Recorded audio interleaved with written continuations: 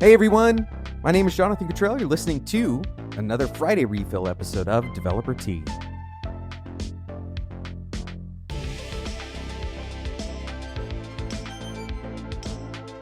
Sometime between now and Monday, I want you to take out your calendar.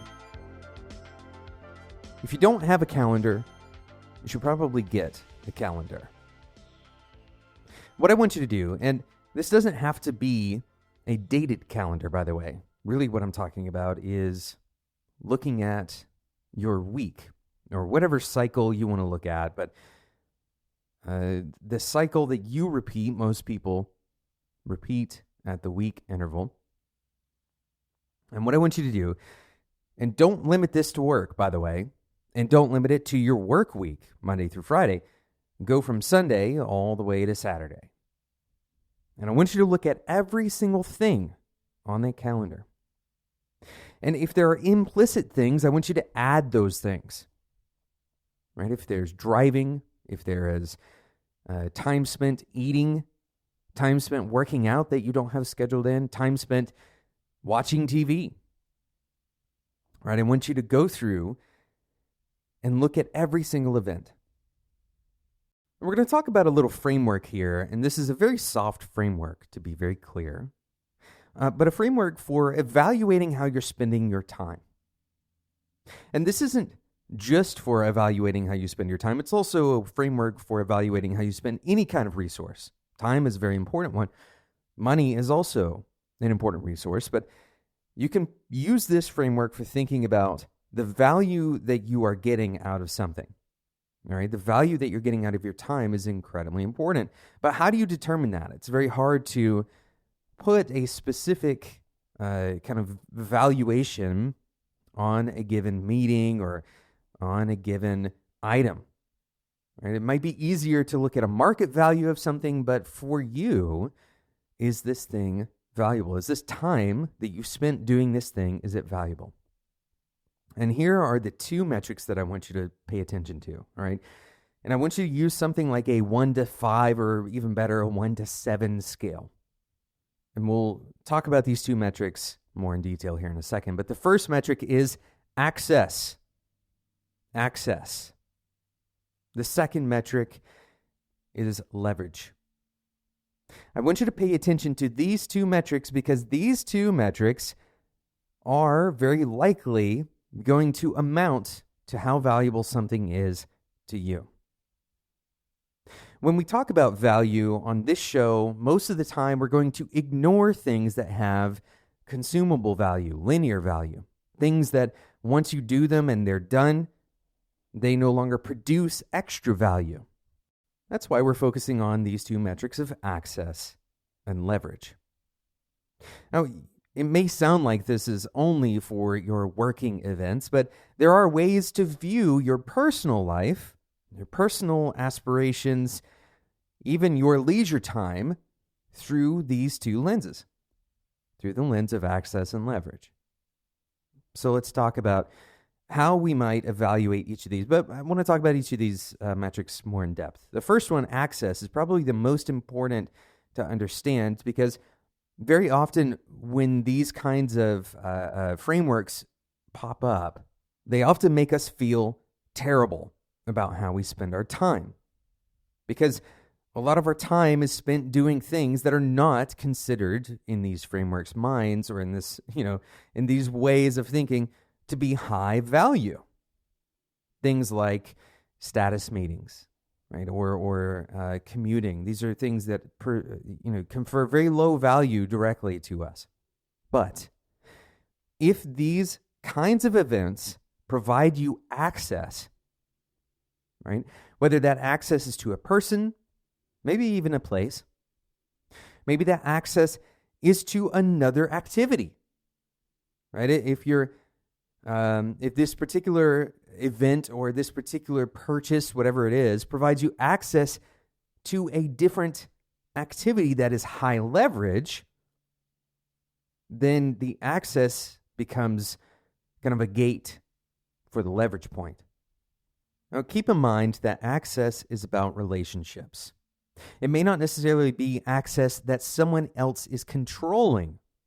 For example, if you are a manager, your one-on-ones are presumably under your control. If you wanted to, you could cancel all of them, but this is an access event. It's very likely that the access that you are achieving with your team is very much worth the time that you're spending in that one-on-one meeting. So when you're looking at these, at your various events, you can imagine which ones are access-oriented events. These are things that don't confer immediate value to you. They seem to be kind of the price that you're paying for a different effect, right? A different goal, something else that is going on. They're supporting some other effort.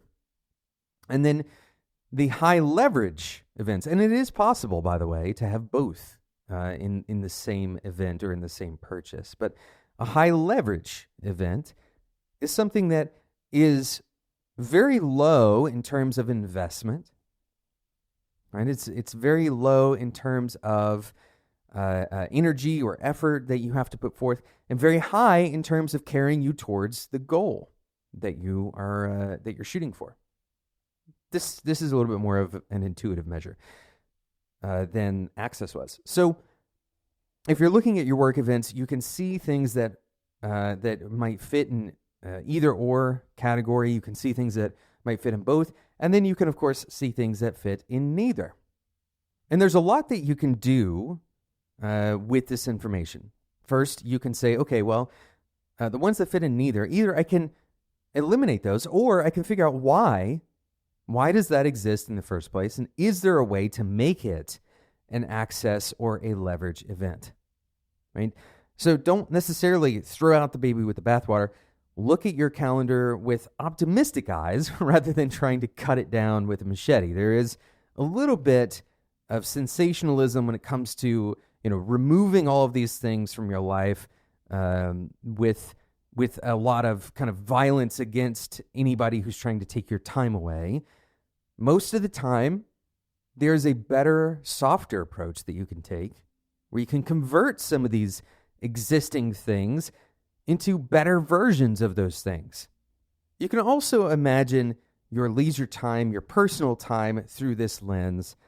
But in both work and leisure time, work and rest time, in all of these endeavors, it's necessary to understand what your values and your goals are. Because how can you understand leverage without knowing what you're leveraging towards? How can you understand access if you don't know what you want access to? So it's necessary before you start any of this, sorry to pull the rug out from under you, all the way through this exercise, but before you start any of this, it's necessary to identify what are your values, what are your goals. If your values are to be a good parent, spend time with your kids, and to get good exercise, then it might make sense that a high leverage event is exercising outside with your kids. And so this is the framework that you can think through. What are ways that I can get more of what I want with less effort? Not because I'm lazy, but because it gives me more time and more energy to find ways to access and leverage better. Now, let's be very clear. This isn't the only way to view your calendar. This also is not the ultimate process for defining what events are good and bad